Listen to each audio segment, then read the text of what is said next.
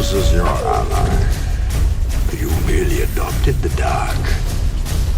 I was born in it.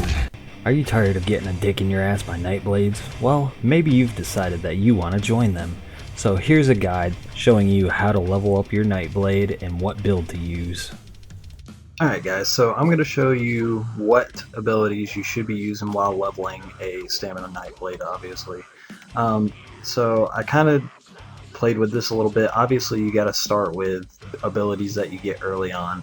So for my front bar, obviously I don't have a back bar just yet, I'm not level 15, but I am going to show you what I recommend you using on your back bar when you hit level 15, because at that point you should have some more abilities unlocked. So, okay, so for the abilities that you want to use, I'm using Surprise Attack, which is the morph of this. I can't remember what it's called, but it's the morph of this. It's in Shadow, it's the second one down. I'm using Dual Wield to level up. If you prefer two-hander, you can use it starting out, but I think you should be using Dual Wield until you get to level 50, and then you can level up the two-handed skill line later on. And remember guys, you can always reset your skills in your main hub city for your faction, and the price of it is as many skill points that you've actually accumulated. So it really just depends how much it will be to reset your skills, but by that time you should have made some gold anyway, so it shouldn't be that big of a deal. So I'm also using Whirlwind. I started off using Rapid Strikes. I didn't even get Twin Slashes because I didn't feel like it. You get Rapid Strikes at level 4 in the Dual Wield skill line. And then I'm using Strife, which is your heal ability. You are going to need a heal ability while you're leveling up. And then I'm using Ambush as my gap closer. And then I'm using Killer's Blade as my execute. And then I'm using Incapacitating Strike, or well, it's Deathstroke right now. I haven't actually morphed it yet. I'm using this because it costs, I think, 50 ultimate. It's really cheap, so you can spam it pretty much. This is what I'm using for my dual wield line, and now I'm going to show you what I'll be using for my back bar, which will be my bow. Okay, so what I will be using for my bow abilities when I actually get it. I doubt I'll be level 30 in Assassination yet, so I can't get Marked Target or any of that. So I'll be using Cloak on my back bar. I'll be using Soul Shred as my ultimate. I'll be using Poison Arrow and Volley. And if my medium is all the way up to 22 at that point, I'll be getting Evasion. Those are the things that I want to level up with. Once you get Arrow Spray, I would recommend putting that on your bar as well. You want to get as much AoE in your bar as possible while leveling up.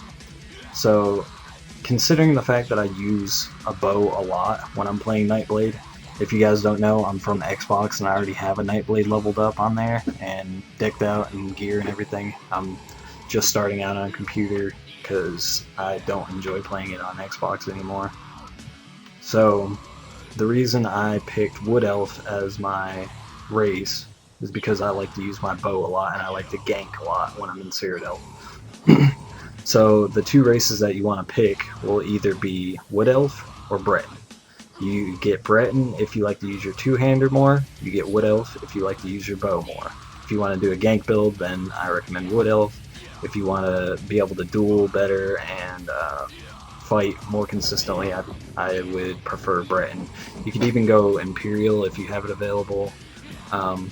To be honest, you can go any race that you really want. If you're on Ebonheart, I would recommend Dark Elf just because you can level up your two-hander, your dual wield quicker with Dark Elf.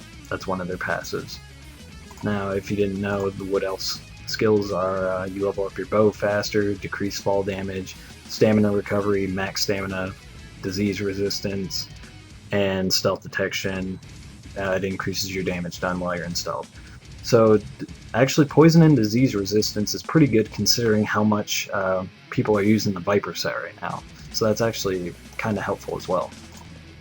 Now, if you're playing Nightblade, you should probably be leveling up medium armor. I'm leveling up full medium.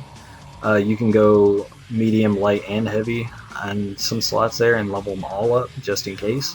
But for me, I just want to level up my medium armor faster.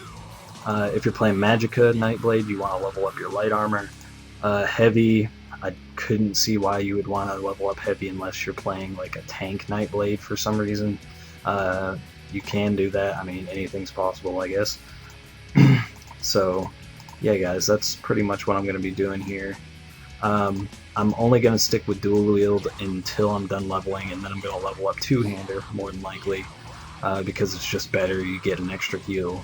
You don't get a heal when you have dual wield. So for champion points, I'm just using basic stamina champion points. I'm not going to go into them, and I'm putting all of my attributes into stamina, of course.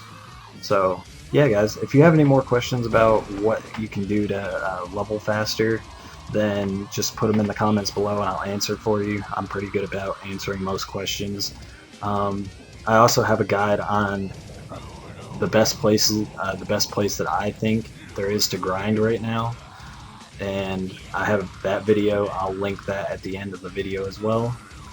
And let me know what you guys think about this video. If you want to see more builds, leveling builds, what you guys want to see as far as content, and I'll see you guys next time. Peace.